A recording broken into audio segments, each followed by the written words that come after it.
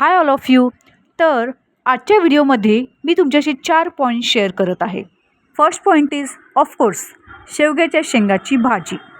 Second point is he भाजी बनवताना मी काही ट्रिक्स आणि टिप्स यूज केल्यात त्या. थर्ड पॉईंट इज या भाजीचे आपल्या शरीरावर होणारे बेनिफिट्स किंवा फायदे.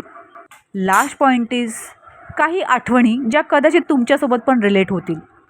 आणि हो, ही भाजी मी एका वेगळ्या पद्धतीने बनवत आहे, तर व्हिडिओ शेवटपर्यंत नक्की पहा. सर्वप्रथम आपण स्टार्ट करूया आपली भाजी बनवण्यासाठी. तर हो, ही भाजी आपण बनवतो नेहमीच डाळ आणि शेवग्याच्या शेंगा या कॉम्बिनेशनसोबत. बरेच जण कदाचित वेगवेगळ्या मेथड यूज करत असतील. काही ठिकाणी ह्या भाजीमध्ये शेंगदाणे यूज करतात, तर एकीकडे कोणी खोबरं पण यूज करतं. पण मी नाही शेंगदाणे यूज करत आणि नाही खोबरं.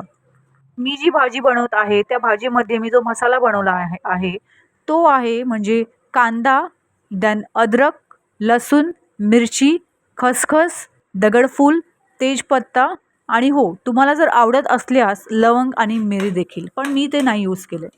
आता ह्या सगळ्या जिन्नसला मी तव्यावर थोडंसं तेल टाकून थोडंसं भाजून घेतलेलं आहे, परतून घेतलेलं आहे आणि मग थंड झाल्यानंतरच मी मिक्सरच्या भांड्यामध्ये त्याला ओतलेलं आहे आणि मग त्याला ग्राइंड केलं आहे. येस, इथे एक तुम्ही लक्षात घ्या की जेव्हा कुठला पण मसाला गरम असतो तो कधीच मिक्सरच्या भांड्यामध्ये टाकू नका. ते खूप रिस्की असतं. ते असं केल्यास ते झाकण किंवा ते जो मसाला आहे तो वरती बाहेर येऊन तुमच्या अंगावर किंवा तोंडावर उडण्याची शक्यता जास्त असते. Take care of that. तर माझा जो मसाला आहे तो ग्राइंड करून झालेला होता. त्यानंतर मी कढईमध्ये थोडंसं तेल, जिरे, मोहरी, हिंग घातलेलं आहे. Very important. हिंगामुळे टेस्ट तर वाढतेच, पण आपल्याला जे पोटदुखीची समस्या आहे किंवा इनडायजेशन ते पण होत नाही. So use it. त्यानंतर मी आपला मसाला टाकलेला आहे कढईमध्ये आणि त्याला देखील छानपैकी तेलावर परतून घेतलेला आहे. त्यानंतर आपली जी डाळ आणि शेवग्याच्या शेंगा अगोदर सर्वप्रथम जसं आपण नॉर्मली भाजीसाठी बनवतो उकडून घेतो ते मिक्सचर मी ह्या भांड्यामध्ये कढईमध्ये ओतलेलं आहे. त्यामध्ये मी काश्मीरी लाल मिरची पावडर पण टाकलेली आहे. आणि हे जे मिक्सरचं जे भांडं आहे त्याच्यामध्ये थोडंसं पाणी टाका, त्याला थोडंसं मिक्स करा आणि हलवून त्याच्यानंतरच हे पाणी कढईमध्ये टाका, जेणेकरून ते जो मसाला आहे तो पण वेस्ट होत नाही आणि भांडं पण साफ होतो. बरं, आता या स्टेजला त्याला चांगलं व्यवस्थित मिक्स होऊ द्यात, म्हणजे थोडंसं बॉईल येऊ द्या त्या शेवग्याच्या शेंगाच्या भाजीला. लहानपणी मी फक्त शेवग्याची भाजी आणि डाळ हे कॉम्बिनेशन खाल्लेलं, पण जसं जसं कुकिंगची आवड वाढली किंवा कुकिंगची इन्व्हॉल्वमेंट वाढली तशी तशी मला ही मेथड कळाली आणि ही मेथड मला डाळ आणि शेंगा प्लेन डाळ आणि शेंगांपेक्षा ही मेथड जास्त आवडली. या शेवग्याच्या शेंगाला आपण इंग्लिशमध्ये ड्रमस्टिक बोलतो, कोणी याला मोरिंगा लिव्स पण बोलतो, जे की खूप जास्त हेल्दी आहे आणि आपली बॉडी इम्युनिटी पॉवर वाढवण्यासाठी खूप महत्त्वाचं आहे. बोन हेल्थसाठी पण खूप इम्पॉर्टंट आहे. रक्त वाढवण्यासाठी मदत करते.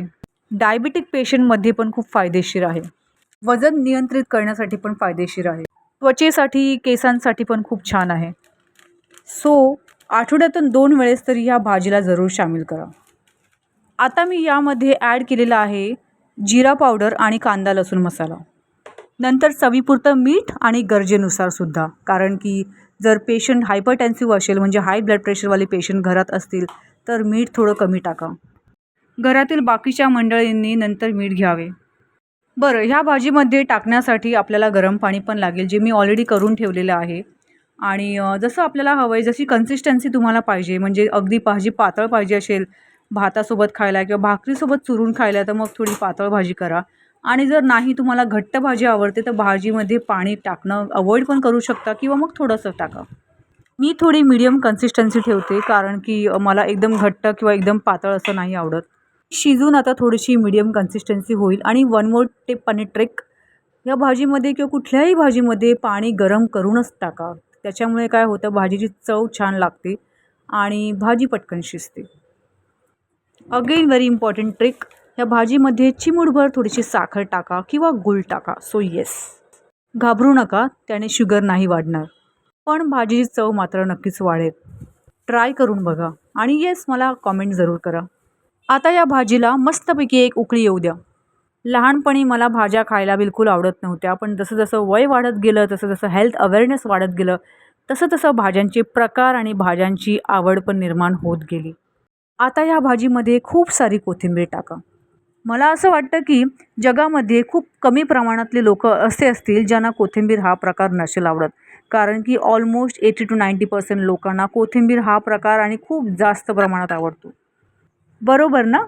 तर भाजी ऑलमोस्ट आता झालेली आहे. थोडंसं जरा तिला परत शिजू द्या, म्हणजे उकळी येऊ द्या. तर तुम्ही कोणत्या पद्धतीने भाजी बनवता ही मला कॉमेंट करून नक्कीच सांगा आणि जर ती युनिक मला वाटली तर मी आपल्या व्हिडिओमध्ये नक्कीच शेअर करीन. या भाजीमध्ये जर तुम्हाला आणखीन कुठले मसाले म्हणजे सुखे मसाले जर ॲड करायचे असतील तर ते तुम्ही ॲड करू शकता. आणखीन एक आठवण, जेव्हा आम्ही चडचण या गावी राहायला होतो तर त्या ठिकाणी ज्या शेवग्याच्या ज्या शेंगा आहेत त्या अगदीच फ्रेश असायच्या आणि एकदम कोवळ्या असायच्या आणि त्या भाजीची जी चव होती ती अप्रतिम होती. तुमच्या गावी देखील अशाच कोवळ्या आणि ताज्या शेंगा असतील कारण त्या डिरेक्टली आपल्या शेतामधून आलेल्या असतात. काय आली का आठवण गावची? चला तर मग अशी झाली आपली भाजी कंप्लीट. ही भाजी शिजून झालेली आहे आणि ह्या शेवग्याच्या शेंग्याच्या भाजीला तुम्ही खाऊ शकता चपातीसोबत, भाकरीसोबत किंवा भाताबरोबर. आणि हो, भाताबरोबर जर खात असाल तर थोडंसं तूप घ्यायला विसरू नका. जेव्हा आपण डाळ शिजवायला घालतो आणि डाळ अर्धवट शिजवून झाल्यानंतरच आपण शेवग्याच्या शेंगा घालाव्यात कारण शेंगाला शिजायला जास्त वेळ लागत नाही. नंतर मग शेंगा दाबून बघाव्यात, अर्धवट झाल्या की मगच नंतर यूज करावे त्या भाजीमध्ये. ही होती शेवटची टिप. तर आशा करते की तुम्हाला माझी रेसिपी शेवग्याच्या शेंगाची भाजी मसालेवाली ती आवडली असणार आहे डेफिनेटली. आणि त्यामध्ये यूज केलेले भरपूर असे टिप्स आणि ट्रिक्स, त्यासोबतच आपले आरोग्यासाठी जे काही फायदे आहेत ते देखील आणि काही आठवणी ज्या कदाचित तुम्हाला देखील रिलेट करत असतील किंवा तुमच्यासोबतही त्या घडल्या असतील किंवा घडतही असतील, मला कॉमेंट करून नक्की सांगा. आणि जर तुम्हाला हा व्हिडिओ आवडला असेल तर लाईक, शेअर, सबस्क्राईब करायला विसरू नका. Okay, see you then. Thank you so much.